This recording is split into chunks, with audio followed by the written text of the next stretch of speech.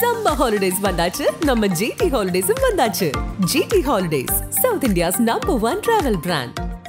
மார்க்கெட்லயே கம்மி சேதாரத்துல இன்னும் 1% தள்ளுபடி கொடுப்போம். ஓகே, வைரநக கேரட்டுக்கு 5000 தள்ளுபடி கொடுப்போம். தள்ளுபடி திருவிழா. குறைந்த விலை, நிறைந்த தரம். தங்கள் தேவைகள் அனைத்தும் ஒரே இடத்தில். ஜெயச்சந்திரன். கதிர் வெடித்து பிளம்பு விழ, கடல் கொதித்து சூடாற்ற, முழுமமிகு நிலப்பரப்பின் முதற்பரப்பு தோன்றிவிட, நதி வருமுன் மணல் தருமுன் முன்தோன்றி மூத்த தமிழுக்கு தலை வணக்கம். எப்பக்கம் வந்து புகுந்து விடும் இந்தி எத்தனை பட்டாளம் கூட்டி வரும், கண்ணன் கிளிபட நேரும் கட்டாய இந்தியை வெட்டி புதைப்போம் என்ற போர்ப்பரணி எழுந்த தமிழகத்தில், ரத்தம் பொங்கிய மொழி புரட்சி வெடித்த தமிழ்நாட்டில் மீண்டும் அதே நிலையை உருவாக்குவதற்கு மீண்டும் ஒரு 38, மீண்டும் ஒரு 48, மீண்டும் ஒரு 65, மீண்டும் ஒரு 68 என்று சொல்லத்தக்க விதத்தில் இந்திய எதிர்ப்பு போராட்ட கலைஞர்களை கண்ட உயிரினும் மேலான தாய் தமிழகத்தில் இப்பொழுது மத்திய அரசு, மதோன்மத்தம் பிடித்த அரசு, சர்வாதிகார அரசு, எதேச்சாதிகார அரசு இந்தியாவையே சமஸ்கிருதத்தின் கீழ், இந்தியின் கீழ் கொண்டு வந்து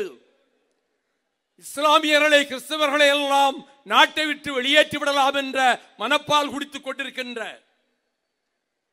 நரேந்திர மோடியினுடைய தலைமையிலே இருக்கக்கூடிய அரசை எதிர்த்து அமைந்திருக்கின்ற இந்தியா கூட்டணியில் அங்கம் வகிக்கின்ற கட்சிகளின் தலைவர்கள், அந்த கட்சிகளினுடைய பல்லாயிரக்கணக்கான தொண்டர்கள் திரண்டிருக்கக்கூடிய இந்த கூட்டத்தில்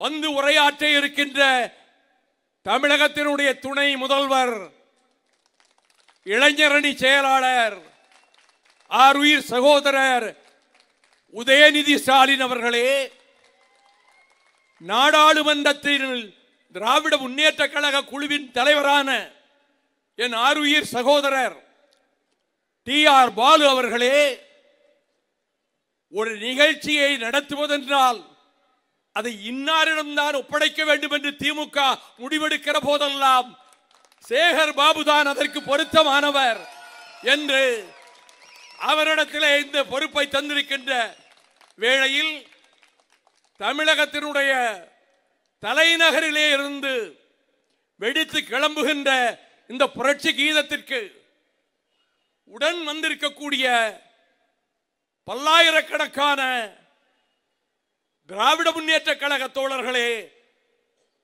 கூட்டணியிலே அங்கம் வகிக்கின்ற கட்சிகளின் தோழர்களே, தாய்மார்களே, பெரியோர்களே, பத்திரிகையாளர்களே, ஊடக நண்பர்களே, என் சிறந்தாழ்ந்த வணக்கம்.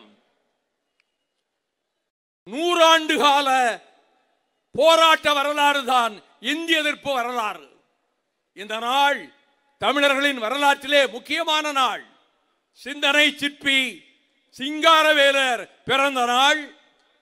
திராவிட இயக்கத்தின் மூல அடிக்கல்களில் ஒருவரான நடேசனார் மறைந்த நாள். 38 சொல்வதற்கு முன்பு 23 காக்கிநாடா மாநாட்டில் அறிவாசான் தந்தை பெரியார் அவர்கள் இன்றைக்கு அவர் வடிவத்திலே நம்மோடு இருந்து திராவிட இயக்கத்தை பாதுகாத்துக் கொண்டிருக்கிறாரே, இன்னும் 50 ஆண்டுகளுக்கு மேல் வாழ வேண்டும் என்று நானெல்லாம் நினைக்கிறேனே, அந்த ஆசிரியர் என்ற பெயருக்கே உரியவரான திராவிடர் கழக தலைவர் ஆருயிர் அண்ணன் வீரமணி அவர்கள் முன்னால் நான் சொல்லிக் கொள்கிறேன். 23 காக்கிநாடாவில் இந்திய எதிர்த்த அந்த மேடையிலேயே மகாத்மா காந்தியிடம் வாதாடியவர் தந்தை பெரியார். இந்தி புரட்டு, இந்தி ரகசியம் என்று குடியரசு ஏட்டிலே தொடர் கட்டுரைகளை எழுதியவர் பெரியார். அந்த போராட்டத்திலே மடிந்தவர்கள்தான் தாளமுத்து நடராசன் அவர்கள் கல்லறை இங்கே இருக்கிறது. 3 ஆண்டுகள் சிறை தண்டனை என்றவுடன் சால்வையை இழுத்து போர்த்திக் கொண்டு 3 வருடம் 3 வருடம் என்று கர்ஜித்துக் கொண்டு வந்த பெரியார் பெல்லாரி சிறைச்சாலையிலே நோய்வாய்ப்பட்டதன் காரணமாக விடுவிக்கப்பட்டார். அவர் வெளியே வந்து என்ன சொன்னார் தெரியுமா? நான் இந்த போராட்டத்தில் இந்த சிறையிலேயே மடிந்திருக்க வேண்டும், இறந்திருக்க வேண்டும். அப்படி நான் மடிந்திருந்தால் இன்னும் பல்லாயிரக்கணக்கான வாலிபர்கள் வீர வாலிபர்களாக இந்தியை எதிர்க்கவும் திராவிட இயக்கத்தை காக்கவும் முன்னேறி வருவார்கள் என்று சொன்னவர்தான் காவிரிக்கரை மாநாட்டில் தமிழ்நாடு தமிழருக்கென்றே என்று 38 அறிஞர் அண்ணா இருந்த மேடையிலே கர்ஜித்தார் தந்தை பெரியார். அவர் மூச்சு அடங்குவதற்கு 3 நாட்களுக்கு முன்பு தியாகராய நகரில் டெல்லிக்காரனை பார்த்து, உனக்கும் எனக்கும் என்னடா சம்பந்தம், ரகளை வேண்டாம், மரியாதையாக மூட்டை கட்டிக் கொண்டு நீ ஓடிவிடு என்று பேசிவிட்டு அவர் ஆவி அடங்கியது. அதற்கு பிறகு 48 அவினாசிலிங்கம் இந்தியை திரும்ப கொண்டு வந்த போது அப்பொழுதும் போராட்டம் பின்வாங்கி ஓடியது, 38 ஓடியதை போல. பின்னர் 63 மத்தியிலே இருந்த அரசு பண்டித ஜவஹர்லால் நேரு இருந்த போதே பாராளுமன்றத்திலே ஒரு தீர்மானத்தை நிறைவேற்றியது. 1965 ஜனவரி 26 இந்தி இந்த நாட்டினுடைய ஆட்சி மொழியாக மகுடமேற்கும் என்று அறிவித்தார். உடனே அறிஞர் அண்ணா அவர்கள் கோடம்பாக்கத்திலே இந்திய எதிர்ப்பு மாநாட்டை போட்டு இந்த போராட்ட குழுவுக்கு என் தம்பி கலைஞர் அவர்களை, கலைஞர் சொல்லல, கலைஞர் அவர்களை நான் ஏற்பாடு செய்கிறேன், அந்த போராட்டத்திலே சட்டத்தை கொளுத்துவோம் என்று அறிவித்தார். சட்டத்தை கொளுத்த சென்ற மதுரமுத்துவை வழியனுப்ப சென்ற அண்ணன் கலைஞரையும் கைது செய்து 6 மாதம் திருச்சி சிறையிலே அண்ணன் கலைஞர் அவர்கள் இருந்தார்கள். 65 பிறந்தது, ரத்தம் பொங்கிய புரட்சியும் எழுந்தது. லட்சோப லட்சம் மாணவர்கள், அதிலே நானும் ஒருவன், தெருக்கள் வழி வீதிகளின் வழியாக முழக்கமிட்டுக் கொண்டு சென்ற போது காங்கிரஸ் தர்பாரிலே அவர்கள் குதிரைகளின் மீது பட்டாளத்தை அனுப்பி அனைவரையும் அடித்து உடைத்து மண் தலைகளை உடைத்தார்கள். மதுரை வீதியில் மாணவர்கள் காளிமுத்து காமராசுடன் வந்தவர்கள் வெட்டப்பட்டார்கள். எங்கள் வாழ்வும் எங்கள் வளமும் மங்காத தமிழென்று சங்கே முழங்கு என்று பாரதிதாசன் கூறிய வார்த்தைகளுக்கொப்ப அண்ணாமலை பல்கலைக்கழகத்து மாணவர்கள் பல்லாயிரக்கணக்கிலே திரண்டு முழக்கமிட்டுக் கொண்டு வந்த போது துப்பாக்கி சூடு நடந்தது. சிவகங்கை வேங்கிய ராஜேந்திரன் தொண்டை குழியிலே அந்த குண்டு பாய்ந்தது, அங்கேயே மடிந்தான். போராட்டம் பரவியது. இங்கே இருக்கக்கூடிய காவல்துறையால் அடக்க முடியவில்லை. எல்லை காக்க வேண்டிய இந்திய ராணுவம் தமிழ்நாட்டுக்குள்ளே நுழைந்தது, எந்திர துப்பாக்கிகளோடு நுழைந்தது. ஆரணியில், பொள்ளாச்சியில், திருச்செங்கோட்டில், திருப்பூரில் பல இடங்களிலே துப்பாக்கி சூடு நடந்தது. மாணவர்கள் கொல்லப்பட்டனர், வாலிபர்கள் கொல்லப்பட்டனர். இறந்தவர்கள் எண்ணிக்கை தெரியக்கூடாது என்பதற்காக மதுக்கரை காடுகளிலே அந்த பிரேதங்களை எல்லாம் போட்டு பெட்ரோலை ஊற்றி ராணுவம் கொளுத்தி சாம்பலாக்கியது. அந்த புரட்சி நடந்த வேளையில் மாணவர்கள் புரட்சியை எதிர்கொள்ள முடியவில்லை அவர்களால். அப்பொழுதுதான் அந்த காலகட்டத்தில் நள்ளிரவு வேளையில் உயிர் அண்ணன் டாக்டர் கலைஞர் அவர்களை வீட்டிலே இருந்து கொடியே கொண்டு வந்து லாரியிலே, போலீஸ் லாரியிலே அவர்கள் திருச்சி வரை கொண்டு போனார்கள். அங்கிருந்து மதுரை, நெஞ்சு வலிக்கிறது என்று சொன்னார் கலைஞர் அவர்கள். பார்த்துக் கொள்ளலாம் என்று சொல்லி பாளையங்கோட்டை தனிமை சிறையிலே கொண்டு போய் அடைத்தார்கள். அண்ணா அவர்கள் அந்த பாளையங்கோட்டை சிறைக்கு சென்று கலைஞர் அவர்களை பார்த்துவிட்டு வந்து அவர் விடுதலையான நாளில் இந்த பாளையங்கோட்டை சிறைச்சாலை தமிழர்களின் தவச்சாலை என்று அண்ணா அவர்கள் மகுடம் சூட்டினார்கள்.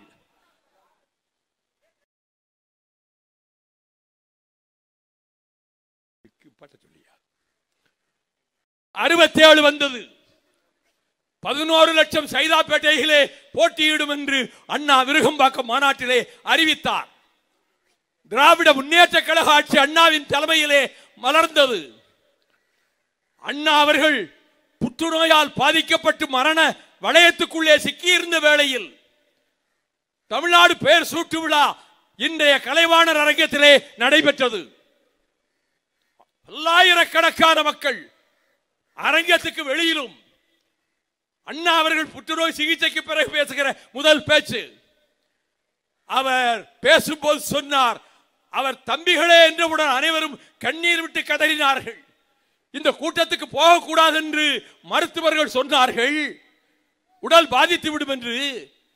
தமிழ்நாடு என்று பெயர் சூட்டுகிற இந்த நிகழ்ச்சிக்கு போகாவிட்டால் இந்த உடலில் உயிர் இருந்து என்ன பயன் என்று கேட்டபோது அனைவருமே கண்ணீர் விட்டார்கள்.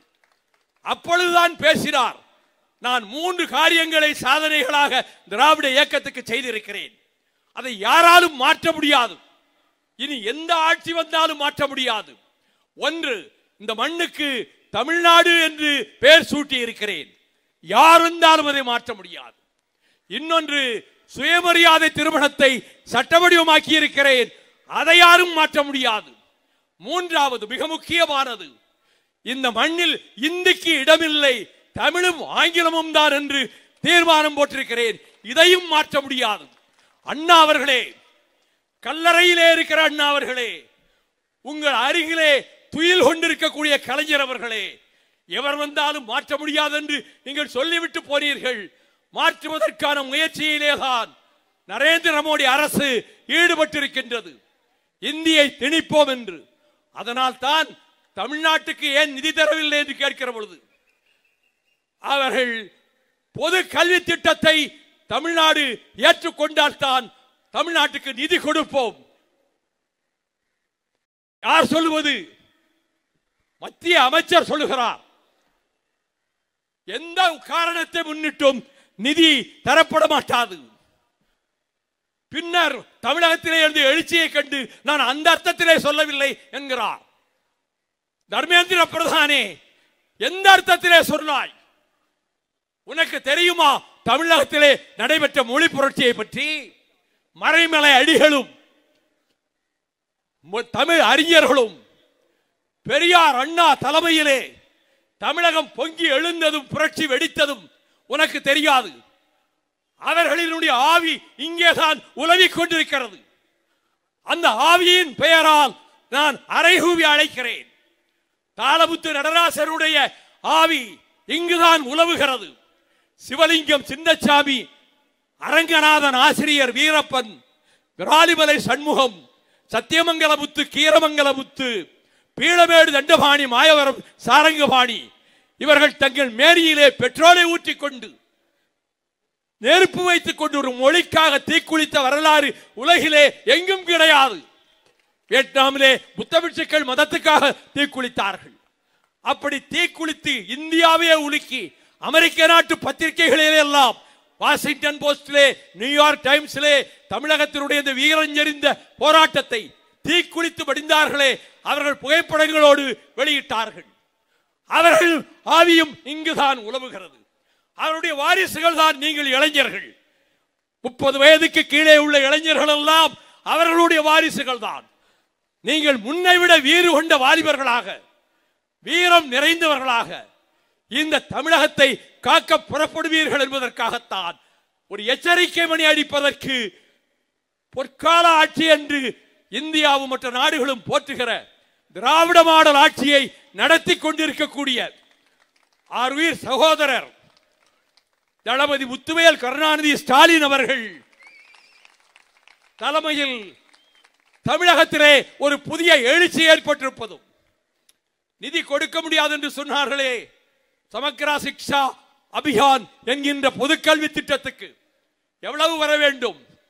2401 கோடி ரூபாய் கொடுக்காமல் வைத்திருக்கிறான்.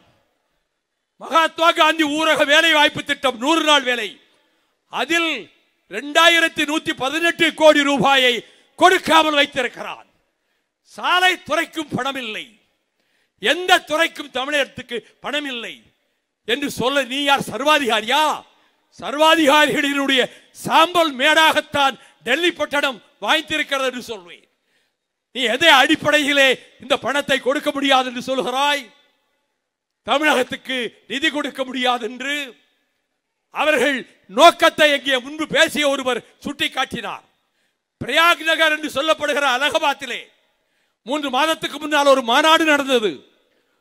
இந்துத்துவ சக்திகளும் சனாதன சக்திகளும் சேர்ந்து நடத்திய மாநாடு. 32 பக்கத்தில் ஒரு பிரகடனம் வெளியிட்டார்கள். தமிழர்களே தெரிந்து கொள்ளுங்கள், அந்த பிரகடனத்தினுடைய முதல் வாக்கியம், இனிமேல் இந்த நாட்டை பாரத் என்று தான் அழைக்க வேண்டும், இந்தியா என்ற பெயர் எதிலும் இருக்கக்கூடாது. இனி தலைநகரம் டெல்லியில் இருந்து வாரணாசிக்கு மாற்றப்படும். அடுத்து இன்னும் சொல்கிறேன், இஸ்லாமியர்களுக்கு இங்கே குடியுரிமை கிடையாது, ஓட்டுரிமை கிடையாது, கிறிஸ்தவர்களுக்கு ஓட்டுரிமை கிடையாது என்று தீர்மானத்தை பிரகடனமாக்கிய அவர்கள் நோக்கம் ஒரே நாடு, ஒரே மொழி, ஒரே மதம் என்று ஒரே கலாச்சாரம் என்பது மட்டுமல்ல, அவர்கள் இந்தி சாம்ராஜ்யமாக ஆக்கலாம் நினைக்கிறார்கள். ஹிட்லருக்கு ஏற்பட்ட கதியை போல, முசோலினிக்கு ஏற்பட்ட கதியை போல, இடியமீனுக்கு ஏற்பட்ட கதியை போல சர்வாதிகாரிகளுக்கெல்லாம் அந்த முடிவுதான் வந்து சேரும் என்பதை எச்சரிக்கையாக சொல்லி வைக்கிறேன். பொங்கி எழுந்து விட்டது தமிழகம். அதன் அடையாளம் தான் தலைநகரிலே இந்த பிரம்மாண்டமான கூட்டம். ஆகவே அடுத்த அறிவிக்கின்ற போராட்டங்கள் எதுவாக இருந்தாலும் அரசியல் சட்டத்தையே நடுவீதியிலே தீக்கு போட்டு தீயிட்டு கொளுத்திய கூட்டம் திராவிட முன்னேற்ற கழகத்தின் கூட்டம். அவர்கள் அந்த வழியிலே பாரம்பரியத்திலே வந்தவர்கள். எனவே இந்திய எக்காரணத்தை முன்னிட்டு இங்கே வந்து ஆட்சி புரியவோ, வடபுலத்து ஆதிக்கத்தை இங்கே நிலநாட்டவோ, தமிழக அரசை அச்சுறுத்தி பார்க்கவோ நினைத்தால், மோடி அவர்களே, உங்கள் காலத்திலேயே இந்தியா துண்டு துண்டாக சிதறுகிற நிலைமை ஏற்படக்கூடும். இரத்த கரைபடிந்த சிவப்பு கோடுகளால் இந்திய வரைபடம் கிழித்தெறியப்படும் என்று எச்சரிக்கை செய்து, வெல்க தமிழ், வெல்க தமிழ், வெல்க தமிழ் என கூறி விடைபெறுகிறேன். நன்றி, வணக்கம். நக்கீரன் டிவிக்கு சப்ஸ்கிரைப் செய்யுங்கள். உங்கள் ஆதரவே எங்கள் பலம். ஆசிரியர்களுக்கு நண்பனாகவும் மாணவர்களுக்கு ஆசானாகவும் திகழும் தேர்வு வழிகாட்டி. ஒவ்வொரு பாடத்திற்கும் அனுபவமிக்க ஆசிரியர்களின் துல்லியமான தெளிவான விடைகள். CNC இருக்கு, தேர்வு பயம் எதற்கு? இது தீரன் பப்ளிஷிங் ஹவுஸ் விற்பனை வெளியீடு.